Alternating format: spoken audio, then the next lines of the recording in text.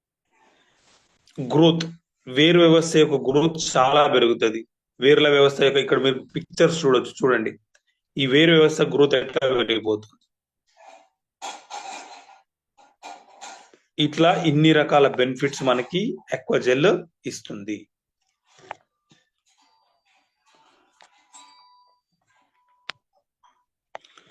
Next వచ్చేసి మనకి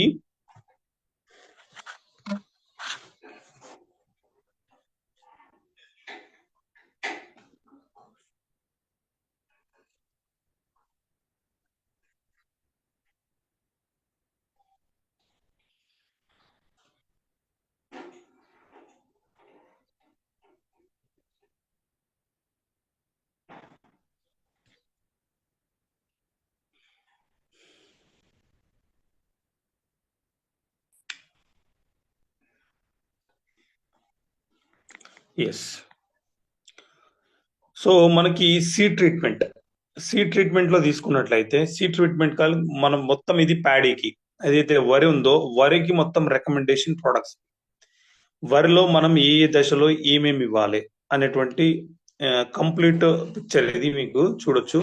ఇది కూడా నేను మన దీనిలోకి వెళ్ళి తీసుకున్నా, యాప్ లోకి వెళ్ళి మన కంపెనీ పెట్టినటువంటి డౌన్లోడ్ ఆప్షన్లోకి వెళ్ళి తీసుకున్నా ఇవి నేను. మనకి ఇక్కడ చూడొచ్చు సీడ్ ట్రీట్మెంట్ ఎట్లా చేయాలి. Agri humic 5 ml, Agri humic ఏదైతే ఉందో 5 ml, agri protect 10 grams, KG of seed, ఒక కిలో విత్తనాలకి 5 ml అగ్రి హ్యూమిక్ ని, ఆ తర్వాత 10 grams మన అగ్రి ప్రొటెక్ట్, ఈ రెండింటిని తీసుకొని సీడ్ ట్రీట్మెంట్ చేయాలి.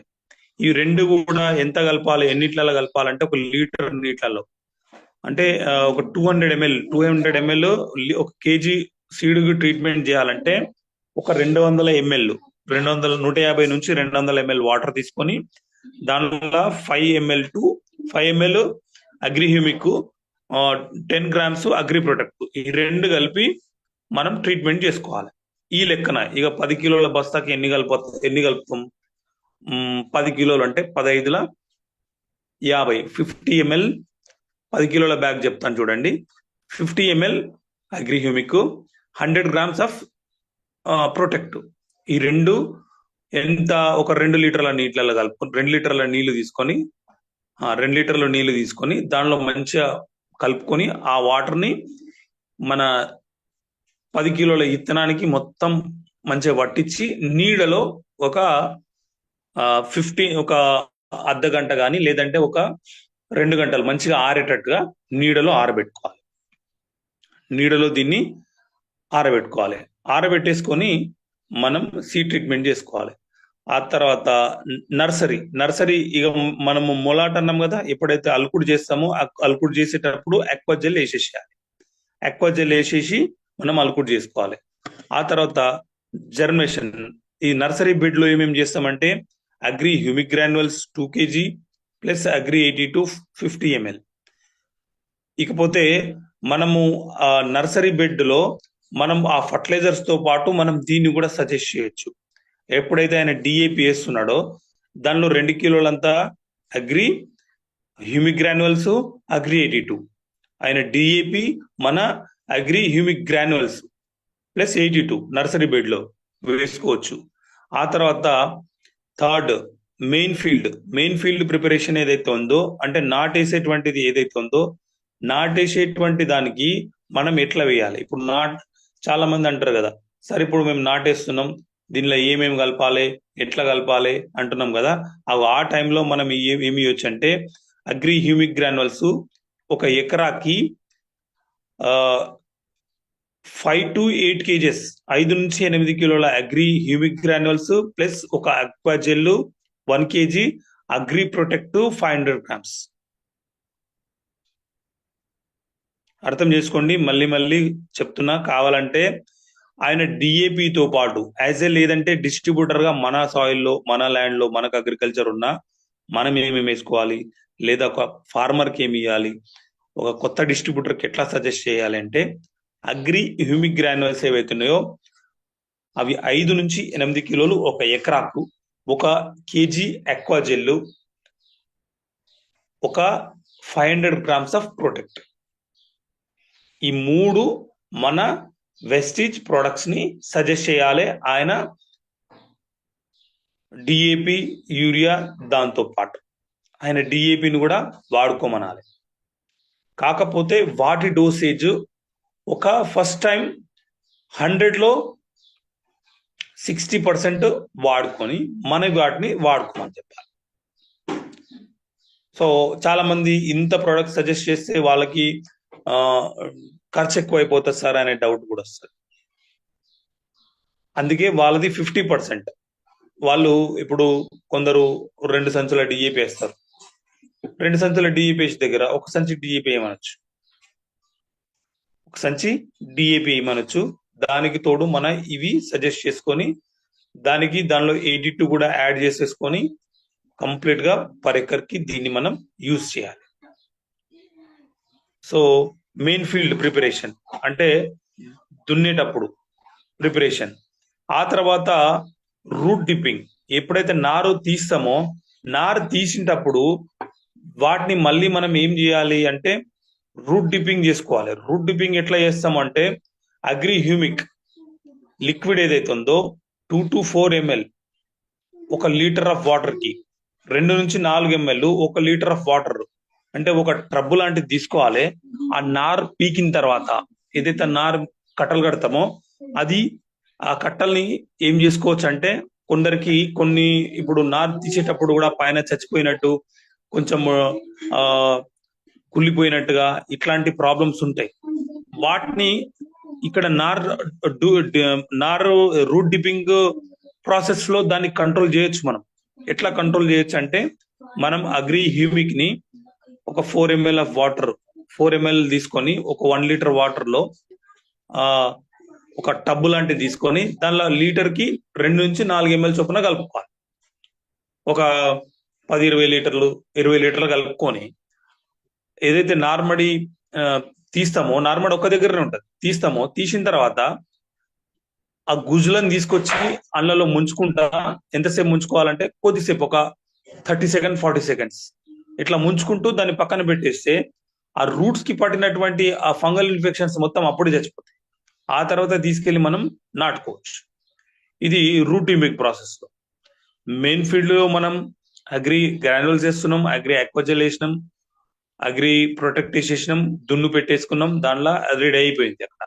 ఆ తర్వాత ఈ గుజులను బీగిన తర్వాత అగ్రి హ్యూమిక్ లో ఇట్లా డిప్ చేసుకుంటూ పెట్టేసినాం. ఇకపోతే 5th stage transplanting stage, crop establishment and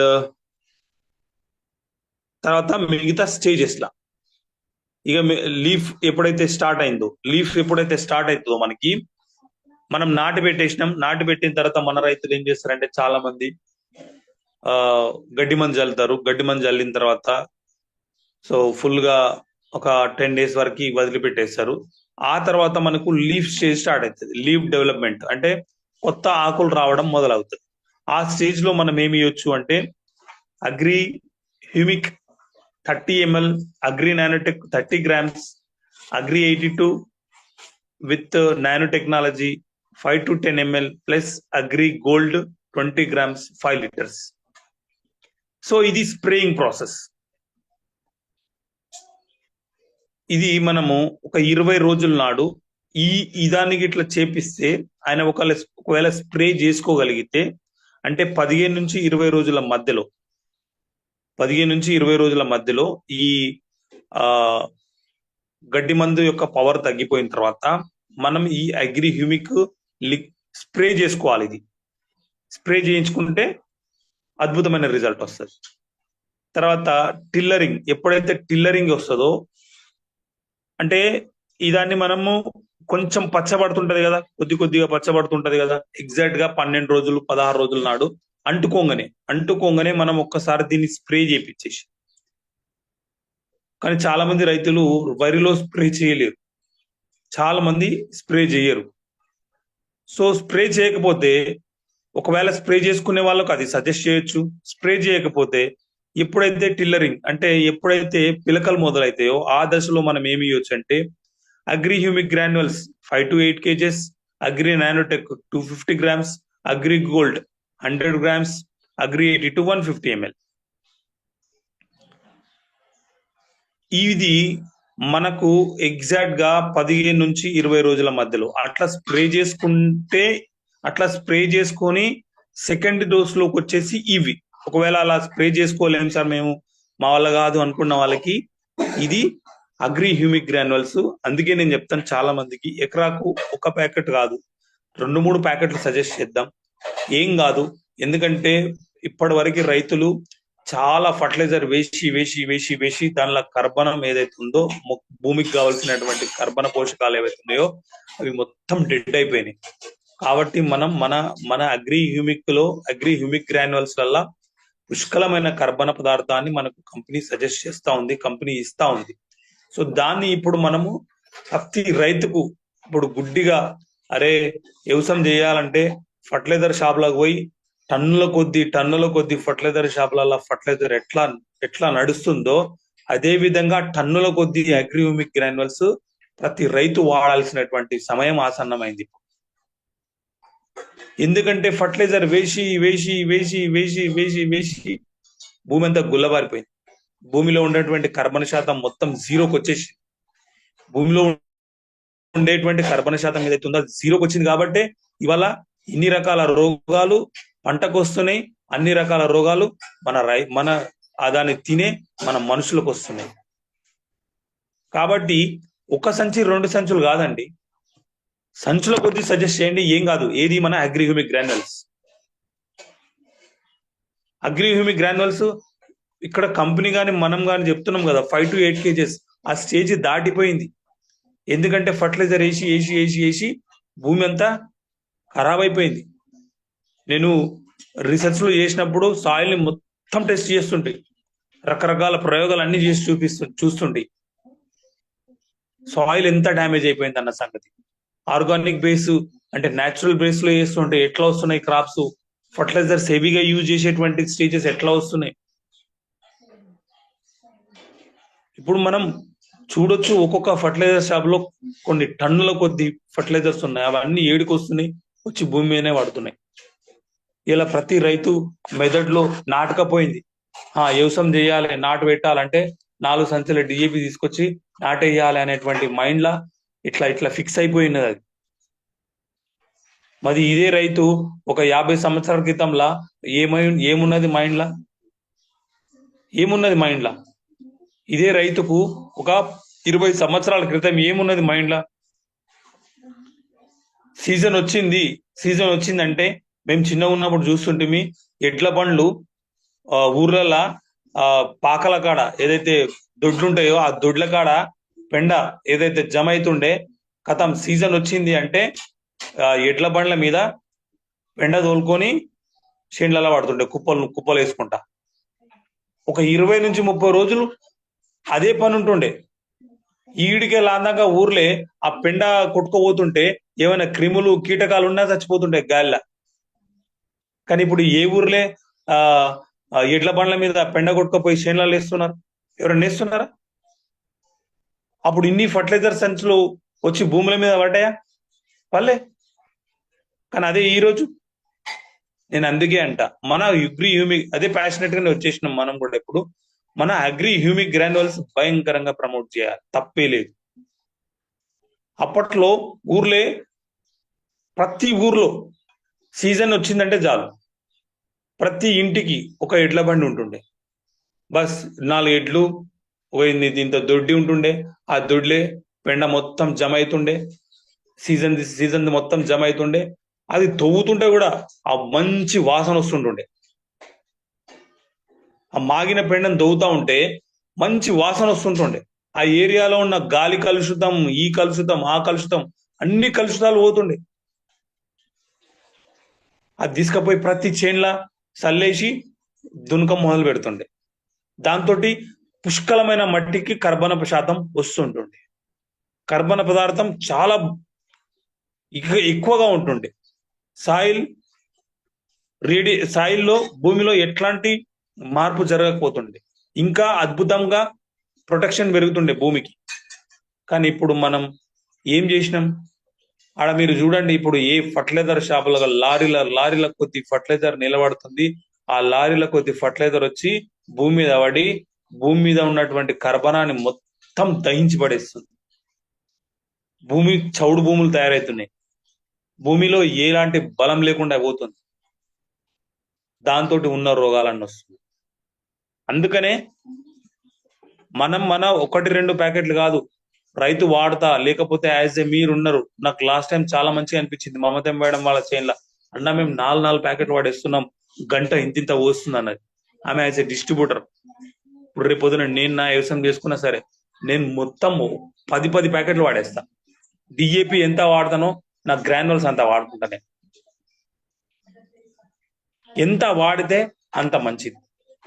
ఖరాబ్ అస్సలు కాదు, అద్భుతంగా అవుతుంది. ఒక సీజన్ కాకుండా 2వ సీజన్ కైనా నీ పంట భూమి కావుకు వచ్చేస్తుంది. భూమి అనేది తావుకు వస్తుంది, పెరుగుతుంది, గ్రోత్ పెరిగిపోతుంటది, కర్బనం పెరిగిపోతుంటది మన దాంట్లో, మన natural process. So agri humic granules second stage లో, టిల్లరింగ్ స్టేజ్ లో మనం అగ్రి హ్యూమిక్ గ్రాన్యుల్స్ ని 5 to 8 kgs ఇస్తాం. Plus agri nanotech 250 grams, agri gold 100 grams, agri 82 150 ml. దీని చొప్పున మనం 15వ రోజు నాడు చల్లేస్తాం. తర్వాత స్టెమ్ ఏదైతే కాండం ఉందో, కాండం దొడ్డుగా అయ్యేటటువంటి స్టేజ్ లో మళ్ళీ ఇంకొకసారి agri Humic 30 ml, agri gold 20 grams, agri 82 with nano technology 5 to 10 ml 15 litre water కలిపి స్ప్రే చేస్తాం. అంటే ఏ మనకి ఇది పిలక పోసింది అంటాం కదా, పిలక పోసినాక ఒక 10 రోజుల నాడు మళ్ళీ దీన్ని స్ప్రే చేసుకో అంటుంది కంపెనీ, చేయొచ్చు. తర్వాత 6వ స్టేజ్ వచ్చేసి బూటింగ్ అంటే రీప్రొడక్టివ్ స్టేజ్. ఈ రీప్రొడక్టివ్ స్టేజ్ లో వచ్చేసి పొట్ట దశ అంటాం దీన్ని. బూటింగ్ పొట్ట దశలో మనం ఏమేమి ఇవ్వాలి అంటే అగ్రిమాస్ 30 ml ఎకరాకి, ఇది ఎకరా హిసాబ్ చొప్పున తీసుకోండి మీరు. లేదంటే సారీ, ఎకరా కాదు, 30 ml అంటే మనకి 20 లీటర్ వాటర్ లో Agri Mass 30 ml, Agri Humic 30 ml plus Agri 82 with nano టెక్నాలజీది 5 లీటర్ వాటర్ 15 లీటర్స్ 15 లీటర్లకి 30 ml Agri Mass, Agri Humic, ఈ రెండు కలిపి అగ్రి 82 కలిపి ఒకసారి స్ప్రే చేయమంటుంది, ఏది పొట్ట దశ ఉన్నప్పుడు. ఆ తర్వాత agri nanotech 250 grams, agri gold 100 grams, agri 82 150 ml. ఇది ఎప్పుడు అంటే పొట్ట దశ అయిపోయినాక, పొట్ట దశ అంటే ఆ టైంలోనే పొట్ట దశ ఉన్నప్పుడు ఫస్ట్ ఒకటి స్ప్రే చేసుకుంటాం. తర్వాత 250 grams agri gold, 100 grams agri gold, 250 grams agri nanotech, ఈ రెండు అగ్రి 82 కలిపి దీన్ని ఒకసారి స్ప్రే చేసుకుంటాం.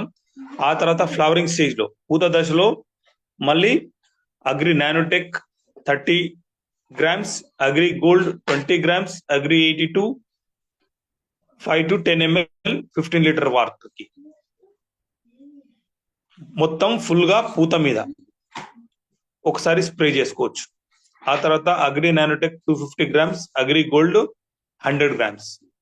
ఇది పూత దశ అయిపోయిన తర్వాత మెచ్యూరిటీ స్టేజ్ లో, పూత దశ అయిపోయిన తర్వాత ప్రీమెచ్యూర్ అంటే పాలు పోస్తుంటాయి కదా, పాలు పోసే టైంలో మళ్ళీ ఇంకొకసారి agri nanotech 30 ml 30 grams, agri gold 20 grams 5 to 10 ml agri 82 కలిపి స్ప్రే చేసుకోవచ్చు, అంటే పాల దశలో ఉన్నప్పుడు.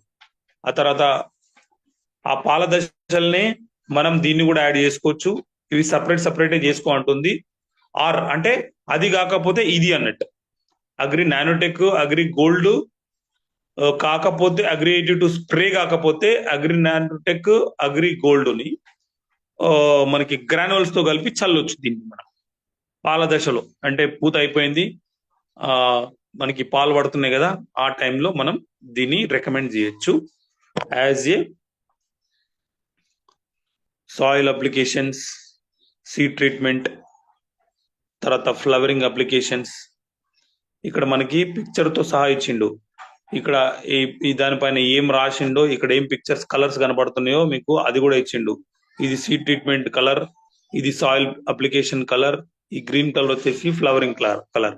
అంటే పూతలో ఉన్నప్పుడు ఇవి వాడతాం ఈ దశలు అన్నట్టు. ఇవన్నీ కూడా మనకు ఎక్కడో లేవు, మీకు క్లియర్ కట్ గా మన దీంట్లోనే ఉన్నాయి. దేంట్లో అంటే ఆ మన యాప్ లోనే ఉన్నాయి. మై డౌన్లోడ్ యాప్ లోకి వెళ్తే మీకు క్లియర్ కట్ గా వచ్చేస్తుంది.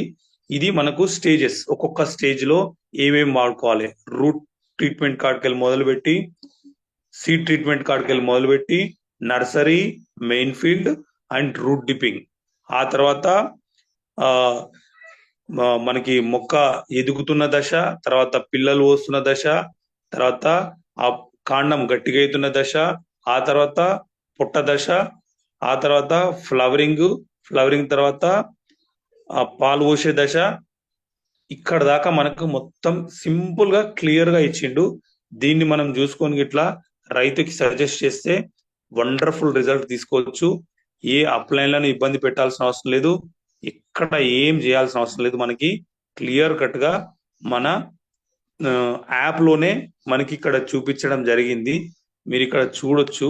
యాప్ లోకి వెళ్తే ఇక్కడ మీరు చూడండి, సింపుల్ గా ఉంది. ఇక్కడ యాప్ ఇట్లా ఓపెన్ చేయగానే మీకు ఇక్కడ డౌన్లోడ్ అనే ఆప్షన్ ఉంది చూడండి. దీనిలో డౌన్లోడ్ అనే ఆప్షన్, దీనిలో మీకు క్లియర్ కట్ గా ఉన్నాయి. ప్రతి ఒక్కటి ఉంది. ఏది తీసుకుంటారా ఆ కేటగిరీ ఉంది. మీకు హెల్త్ కేటగిరీ ఉంది, ఇగో అగ్రి హ్యూమిక్ గ్రోత్ నానో టెక్నాలజీది దీనికి ఉంది, అగ్రి హ్యూమిక్ గ్రాన్యువల్ సపరేట్ ఉంది. ఎవ్రీథింగ్ మీరు ఎవరికైనా ఫార్మర్ కి చూపించాలి అనుకుంటే ఇట్లా డౌన్లోడ్ కొట్టండి, మీ ఫోన్ లో ఇట్లా వచ్చేస్తుంది. ఫోన్ లో రాగానే ఆయనకు మొత్తం దీనికి సంబంధించినటువంటి పీపీటీ చూపియండి. చదువుకున్నటువంటి ఫార్మర్ ఉన్నాడు, లేకపోతే ఇంకా మంచిగా అది ఉన్నాడు, కొంచెం ఎడ్యుకేటెడ్ ఉన్నాడు అనుకుంటే ఆయనకి ఇట్లా డౌన్లోడ్ అవుతుంది. డౌన్లోడ్ అయిన తర్వాత చూపించచ్చు ఏదంటే అది. మీకు ఇక్కడ మొత్తం డీటెయిల్స్ తో సహా ఉంది. Agri products, Vestige agri product, different crop suggest అంటే డిఫరెంట్ క్రాప్స్ కి మనం ఎట్లా సజెస్ట్ చేయాలి. రకరకాల క్రాప్స్ ఉన్నాయి. ఓన్లీ అగ్రి ఎక్వజల్ గురించి చెప్పాలి అంటే ఇక్కడికి వెళ్ళి క్లిక్ చేస్తే చాలు.